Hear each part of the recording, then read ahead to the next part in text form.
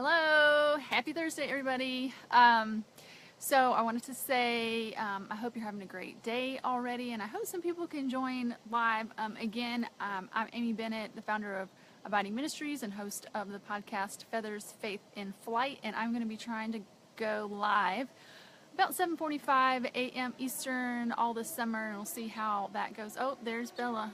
That's my little puppy. She's over there by my garden. My garden is going pretty well this year. Got a couple of zucchini and some squash, and I've got some tomatoes, my first tomatoes that are turning red. Anyway, so this morning I was thinking about, really what to talk about, and I just really felt like I should share something that kind of happened last night. Like I mentioned, I'm the host of Feathers, and we are coming up on 100 episodes, which is really exciting. I've been doing it since March of 2015 and coming up on 100 episodes, and just really felt the past couple months that we should celebrate. I'm a kind of a to-do checklist person and just always checking off and going to the next thing, and I have a really hard time with just stopping and celebrating, and I thought this was a really good time to kind of change that. And so we're going to celebrate. You might have seen some posts on the page already.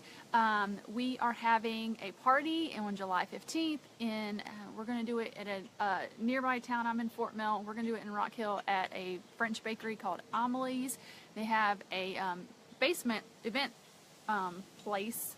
It was actually an old bank on our old Main Street, and that's where the vault is downstairs, and they call it the Left Bank Center. Anyway, they have amazing desserts, and there's going to be coffee, and we're actually going to record a live podcast while we're there. I've got a special guest we're going to do that with, and we're just going to celebrate.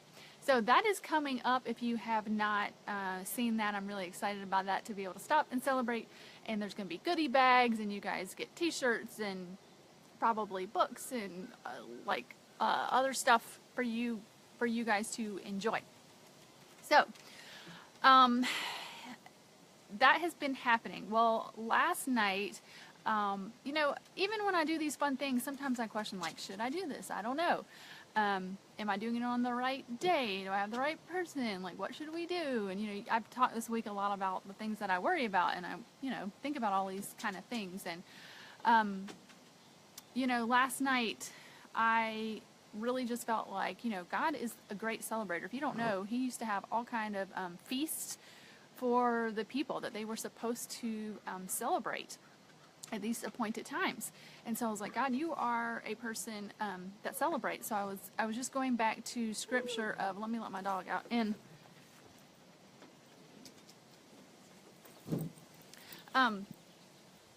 Anyway, so I went back to scripture, specifically looking at the Feast of Tabernacles, and that's something that I'd studied while I was kind of putting together Abiding Ministries. And there's a big tie-in to John 15, where Jesus says He is the true vine and we are the branches, and with the Feast of Tabernacles. And a couple years ago, God just really used that feast to kind of speak to me about that, and that's a longer story I can't even go into, but when I opened my Bible to look at Feast of Tabernacles, there was just a part that really just confirmed that I was on the right path, and it was the right date, and we were doing the right thing. And it was just like kind of a bomb went off when I read that part of scripture, to the point where I just burst out in joyful tears. And that doesn't happen a whole lot, but I did last night, and I just almost couldn't quit crying for 5 minutes, because I was just so happy and just so overwhelmed to see God at work. And I think about, my kids are at youth camp this week. I loved youth camp as a teenager, and I think even as adults, sometimes we can rely on those times to experience God like that. You have these kind of mountaintop experiences at youth camp, maybe the conference you go to, or maybe even your Sunday mornings. And I would just put out there that we can experience God that way in our everyday life. I mean, if we are seeking God every day and we are looking for Him at work, and we're paying attention and we're looking to Him, then we can experience God in these very cool ways. We just have to be open to it. God is always at work. I was reading Psalm 139 and here, and it's saying, you know when I sit and when I rise. You discern when I, my going out and lying down. You're familiar with all my ways. You know my thoughts. You hem me in. You've laid your hand upon me. Where can I go from your spirit? If I go up to the heavens, you are there. I mean, so he's saying that he is so present with us. Right now, he is, and this is so funny, the wind is picking up. But he is so present. He is so present with us. He sees us. He is interested in our lives. And he is at work. There's nowhere we can go that he is not. And so he's always at work. And if we just pay attention to that, we can see him at work. And so we can experience these kind of mountaintop, joyful experiences, even in our everyday lives. I was just sitting in my office and had some worries and sat down to ask him what to do.